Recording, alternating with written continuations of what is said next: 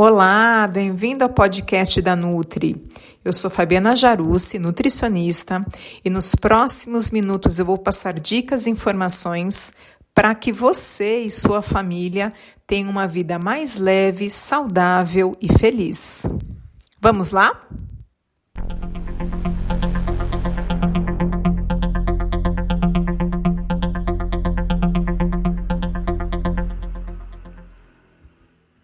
Bom, hoje vamos conversar sobre alimentos indispensáveis dos cardápios das crianças. Na verdade, eu vou citar 5 alimentos que não podem faltar na mesa dos pequenos. O primeiro é o peixe. O peixe é um alimento altamente nutritivo e que, infelizmente, muitas famílias não consomem de forma rotineira. O peixe tem uma proteína de alto valor biológico, aminoácidos essenciais e ele traz uma gordura muito boa, muito saudável, que contribui tanto para o desenvolvimento cognitivo das crianças quanto para a prevenção e tratamento de doenças cardiovasculares. Aliás, os estudos apontam que o consumo rotineiro do peixe faz com que as crianças tenham um sono de mais qualidade, um sono mais tranquilo e também um QI mais elevado quando comparado àquelas crianças que não consomem peixe. O peixe, ele traz muitos receios por conta das famílias que têm crianças pequenas por 2 razões. O primeiro é seu potencial de alergia e o segundo são as espinhas naturais presentes na carne do peixe. Com relação à questão de alergia, a Sociedade Brasileira de Pediatria aponta que o peixe ele pode ser colocado no cardápio das crianças logo após a introdução alimentar. Então, nos primeiros dias, meses de introdução alimentar, a criança já pode fazer uso do peixe no seu cardápio. Obviamente que aquelas crianças que têm um potencial hereditário de alergia, então pais, mães alérgicos, a introdução precisa ser feita com mais cautela. Nesse caso, eu sempre sugiro que ele seja colocado de forma pontual e distante de outros alimentos com risco de alergia, para, no caso de haver uma reação alérgica, o pai, a mãe, o responsável, consiga identificar o alimento causador. Com relação às espinhas, é algo que requer muito cuidado, muita atenção, e a gente sempre tem que optar, portanto, para peixes que têm um risco menor, de oferecer engasgos, intercorrências por conta de espinhas. Então, opte sempre por peixes que têm poucas ou espinhas grandes que a gente consegue visualizar e retirar com facilidade, como é o caso de cação, do linguado, do badejo, que são peixes mais seguros para serem introduzidos e colocados no cardápio rotineiro das crianças. O alimento número 2, o segundo alimento que não pode faltar é o ovo. Sim, o ovo, que foi tão crucificado no passado, hoje o ovo teve a sua remissão, O ovo é um alimento altamente benéfico, com muitos nutrientes que trazem consigo, quando ele é introduzido no cardápio das crianças, uma excelente fonte de proteínas. Além disso, o ovo traz 13 vitaminas essenciais e minerais, além de gorduras insaturadas e antioxidantes. A única observação que eu gostaria de colocar aqui é que o ovo, geralmente as crianças têm uma preferência para o ovo de codorna, o ovinho pequenininho, e o ovinho de codorna ele tem uma quantidade um pouquinho maior de colesterol quando comparado ao ovo de galinha.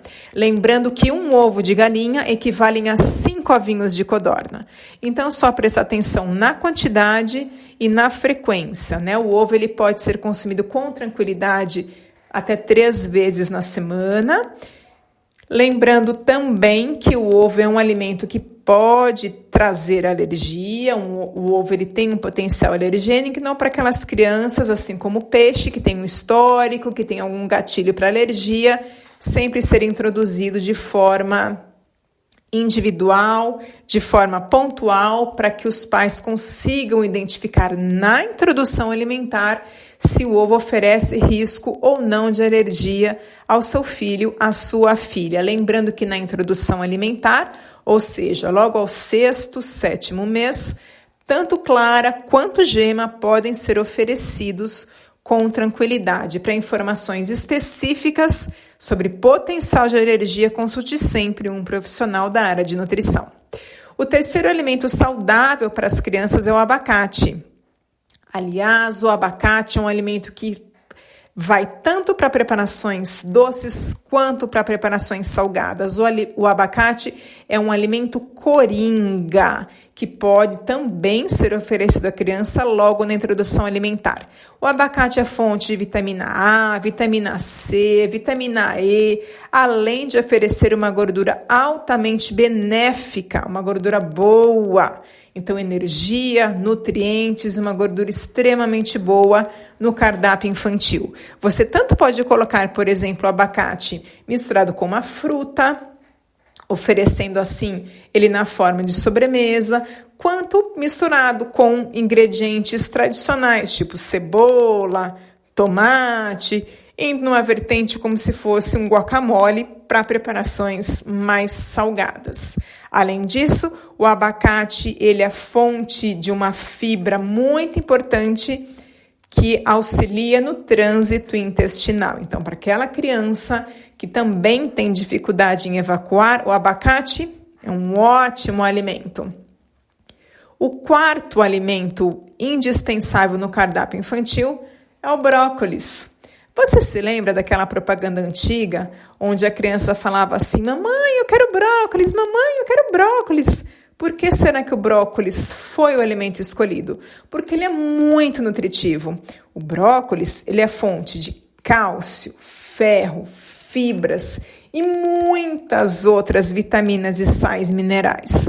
O brócolis ele tanto ajuda no combate à anemia, quanto no trânsito intestinal, então para aquela criança que não vai muito bem ao banheiro, quanto no sistema imunológico. Nossa, o brócolis é um super alimento. Cálcio, ferro, fibras, magnésio, zinco, é um alimento nota 1000. Se a sua criança não aceita muito brócolis, faça analogias com a natureza.